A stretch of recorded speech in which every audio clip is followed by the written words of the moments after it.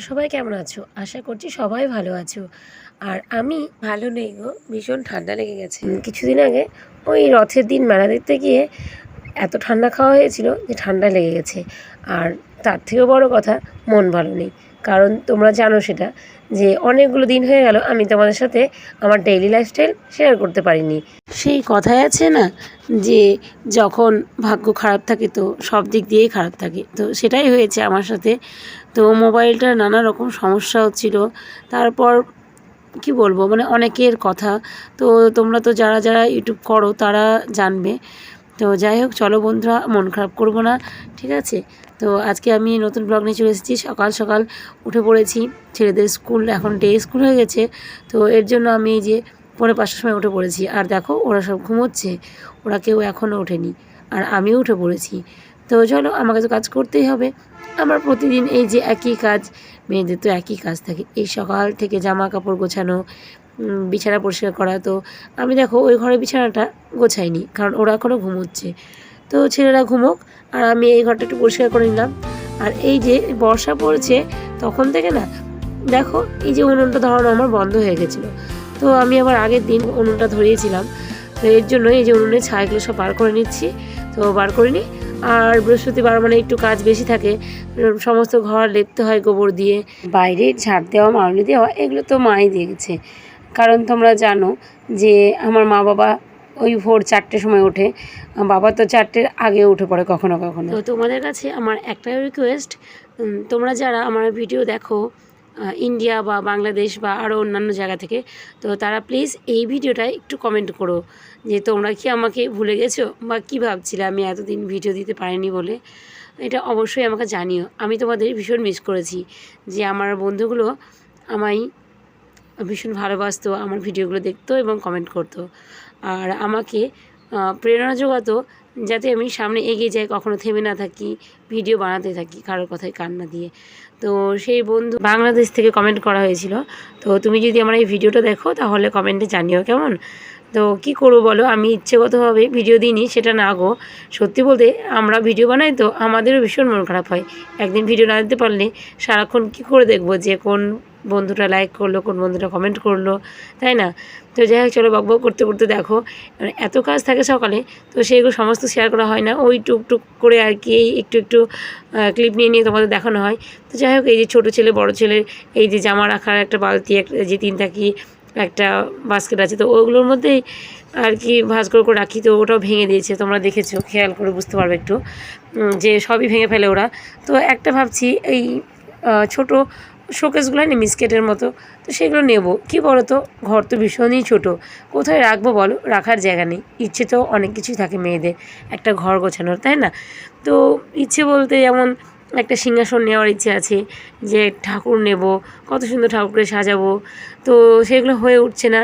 তো তোমাদের কাছে বলবো তোমরা পাশে থাকো, আর একদিন সাকসেস পেলে অবশ্যই সব কিছু করতে পারবো। তো আর না হলেও তো করতেই হবে, তাই না? ইচ্ছেগুলো পূরণ করতে হয়তো একটু দেরি হয়ে যাবে। আমাদের সাথে কথা বলতে বলতে ঘরটা পরিষ্কার করে ফেলেছি, দেখো কেমন লাগছে এখন। আর এই যে বাস্কেটটা তো ভেঙে দিয়েছি, তোমাদের আগেই বললাম। তো দেখো এই যে আমার এই ছোট্ট ঘর, কিছুই নেই দেখতে পাচ্ছ ঘরের মধ্যে। আর এই যে এখন এই আমি নিচটা ঝাড় দিইনি, তো সেটাই ঝাড় দিয়ে নিই। সত্যিই বলছি, অনেক দিন পরে ভিডিও দিতে পেরে আমি ভীষণ খুশি। কখনো কখনো এতটাই মন ভেঙে যায়, আমি ভাবতেই পারি না যে আমি আবার ব্লগ শেয়ার করতে পারবো, মানে আমার মোবাইলটা আবার খুলবে। এরকম বারবারই বন্ধ হতেই থাকে আমার ফোনটা। কি করব বলো, একটা ফোন কিনতে হবে। আর সত্যি বলতে অনেক, কি বলবো, মানে অনেকটা টাকায় আর কি লোন আছে। তো তো এই যে ফাইনালি আমার ঘর দুয়ার পরিষ্কার করা হয়ে গেছে, দেখতেই পাচ্ছ। আমি ওভেনটা এখন রেখে দিয়েছি, এখনও ঠিক করিনি। আর এই যে স্নানও হয়ে গেছে, আর বিছানাটা দেখো। আর এই যে একজন বলছে আমাকে দেখাচ্ছ কেন, তো স্নান হয়ে গেছে, এই যে আলপনা দিয়ে নিয়েছি। আর এখন পুজো দেওয়াটাই বাকি আছে। তো কী বলো তো, আমার না পুজো দেওয়ার সময় ভিডিও করতে ইচ্ছে করে না, কেন জানো? কারণ পুজোর সময় মনটা শুধু ঠাকুরের দিকেই দিয়ে রাখতে ইচ্ছে করে। তো আমি ইচ্ছে মতো, কী বলবো, আস্তে আস্তে ভালোভাবে পুজোটা দিই শান্ত মনে। মানে কেমন একটা লাগে যে পুজো করব সেটাও ভিডিও করব। তো যাই হোক, তবুও আমি পুজোর শেষে তোমাদের দেখাই যে আমার পুজো করা হয়ে গেছে। তো ভাবলাম সবাই তো দেখায়, তো চলো আজকে আমি একটু দেখাই। তো এর জন্যই ছেলেকে বললাম স্ট্যান্ডটা দিয়ে একটু ভিডিওটা করে দিতে। তো দেখো আমার অনেকটাই আর কি পুজোর কাজে এগিয়ে গেছে। আমার বাসন ধোয়া হয়ে গেছে, এই যে মহাদেবকে আমি ঘি মাখিয়ে নিয়েছি, আর এই যে এখন আমি শুধু ফুল দিয়ে সাজিয়ে নেব। প্রদীপটাও জ্বালানো হয়ে গেছে, ধূপকাঠিটাও জ্বালানো হয়ে গেছে।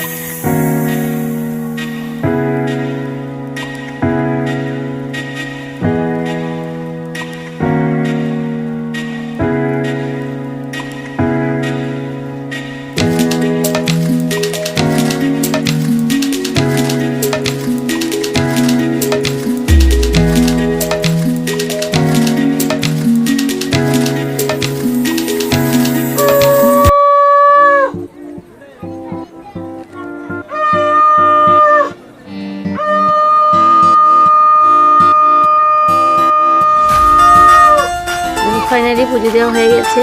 চলো শঙ্খ বাজালাম, শঙ্খটা ধুয়ে এই যে রেখে দিয়েছি আমি। আর এখন আমাকে একটু মন্ত্র জপ করতে হবে, তো চলো সেটা করে নিই। তো তোমাদের তো আগেই বলেছি যে আমার খুব বড়সড় ঘরও নেই, আর এই যে ঠাকুরের আটন রাখার মতো জায়গাও খুঁজে পাচ্ছি না। তো তোমরা যদি দেখো আমার ঘরে যদি কোনো জায়গায় মনে হয় যে এই জায়গাটায় রাখা হবে, তোমরা অবশ্যই জানিও, তাহলে আমি ঠাকুরটাকে একটু ভালোভাবে রাখতে পারবো।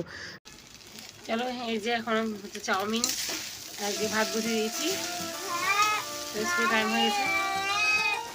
তো বড় ছেলে মাঝে মাঝেই বলে মা টিফিন নিয়ে যাব, আমাকে টিফিন বানিয়ে দেবে। তো আমি দিই না, কারণ আমাদের সময়টা আলাদা ছিল। আর এখন কি বলো তো, এখন মিড ডে মিল দেয়, তো স্কুল থেকে বারণ করে দেওয়া আছে যে বাড়ি থেকে কেউ টিফিন দেবে না, তাহলে মিড ডে মিল খাবে না। তো এর জন্যই দিই না। তো যাই হোক, চলো আমি রান্নাগুলো তাড়াতাড়ি সেরে নিই। আজকের মেনুতে হবে মাছের ঝোল, মাছের ডিম ভাজা আর ভাত। তো চলো, ভাতটা তো আগে হয়ে গেছে, মাছের ডিমটাও আমি ভেজে নিয়েছি, এখন মাছের ঝোলটা রান্না করা বাকি আছে। তো চলো এই যে রান্না সেরে চলে এসেছি আমি আবার কথা বলতে। আর বেশি বকবক করবো না, এখন বাজে ওই 10টার মতো। চলো ওদেরকে খাইয়ে নিই, খাওয়া দাওয়া করে আমি স্কুলে যাবো। তো আজকের ভিডিওটা ভালো লাগে লাইক কমেন্ট শেয়ার করো, আর দেখা হবে আবার নেক্সট ব্লগে। ঠিক আছে, ব্লগটা আমি আর কন্টিনিউ করছি না, কারণ ব্লগটা অনেকটা বড় হয়ে গেছে। তো অন্যদিন আমি সারাদিনের ভিডিওটা দেবো, ঠিক আছে। আর আজকে স্কুলে গিয়ে একটু থেকে যাবো ভাবছি, একদম একেবারে নিয়ে আসবো। তো চলো টাটা।